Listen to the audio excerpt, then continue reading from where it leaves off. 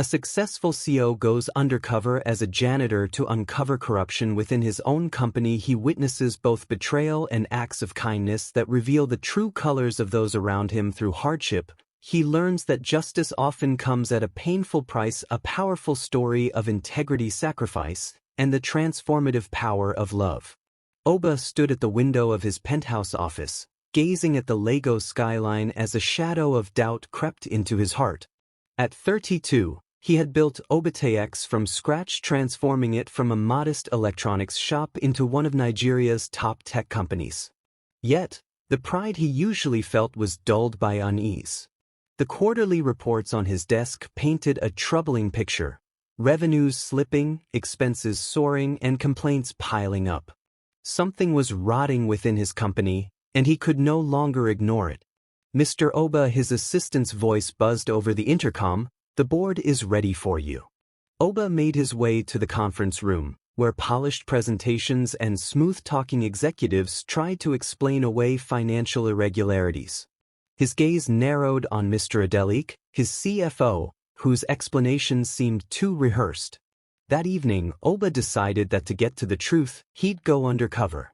By morning, he was James Okafor, a cleaner hired through a third-party contractor. His transformation was drastic. Trading his designer suits for a janitor's uniform and slouching his posture, Oba prepared himself to enter the unfamiliar world of the invisible.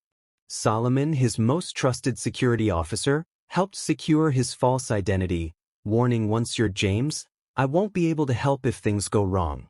Oba's first night as a janitor left him aching in ways he'd never known.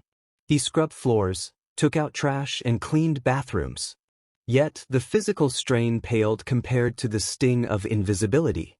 Executives he had previously greeted ignored him entirely, leaving muddy footprints across his freshly mopped floors. But it didn't take long to uncover unsettling secrets. Late one night, he watched Mr. Adelik and other managers huddle in a corner, discussing offshore accounts and adjusted numbers. They stopped, eyes narrowing when they noticed him. "You there," Adelik snapped. "What are you doing in here? This area is off-limits." "Apologies," Sir Oba mumbled, keeping his eyes down. "I can clean another area." A junior manager eyed him calculatingly. "Stay, we could use someone who knows how to mind their own business." That was how Oba found himself entangled in their schemes, asked to accidentally delete files or turn off security cameras. But amid the corruption, he met Ikmini, a junior accountant, working late most nights. She was diligent, kind, and fearless in questioning dubious expenses. One evening, he overheard her on the phone. "Mama, I can't quit. Gloria needs her treatments. I'll find a way to fix things here." Her resolve struck him deeply, and her kindness to him, just a lowly janitor, was like a glimmer of light in the darkness. As the weeks passed, Oba observed how the corrupt executives closed in on Ikmini. They sabotaged her work, isolated her from colleagues, and assigned her tasks doomed to fail.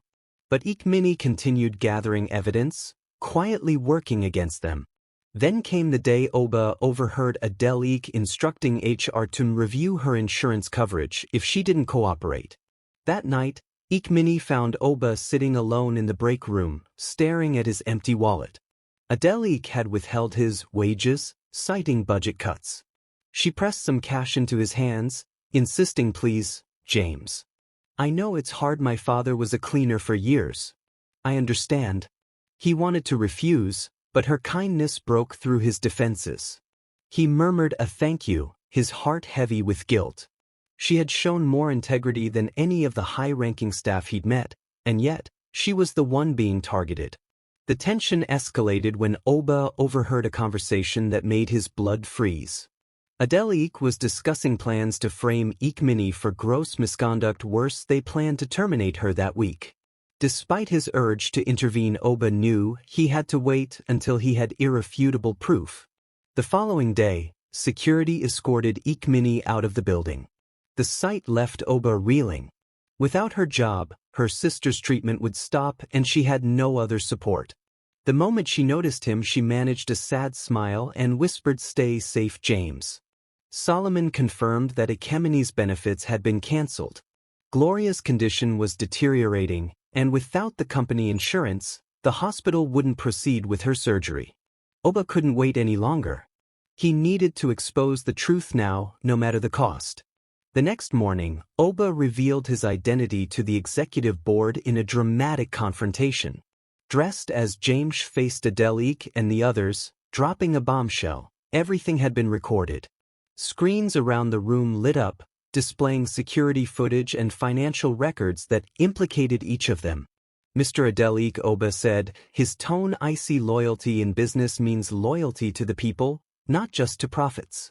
As Solomon and the police escorted Adelik and his cohorts out, Oba felt a hollow satisfaction. He had rid his company of corruption, but his heart remained burdened by Ikemeni's fate. Later, Oba hurried to the hospital, only to find Ikemeni alone, her face streaked with grief. Gloria had passed away. His words felt empty as he tried to apologize. "I'm so sorry if I hadn't Deli." She looked at him, her eyes tired but resigned. "You were him all along, weren't you?" She managed a small sad smile. "You're the Oba nodded, overwhelmed with guilt. Her kindness, her integrity, it had all been tested for nothing. He had saved his company, but failed her. In the aftermath, Oba restructured Obatex, implementing stronger ethics policies and establishing the Gloria Foundation, a program to support employees' families in times of need. By corporate standards, the reforms were a resounding success, but the hollow victory weighed on him. Months later, as he walked the empty hallways late at night, dressed again as James, he reflected on the journey. The company was cleaned of corruption, yet he couldn't wash away the memory of Ikemeni's broken smile. He had secured justice for the company, but at the cost of a life. As he looked out from his penthouse window, Oba understood that true success wasn't in the power he wielded, but in the lives he impacted. Ikemeni's quiet strength and kindness reminded him of a truth he'd nearly forgotten: real power lies in empathy. And in his failure to protect her, he had lost something irreplaceable.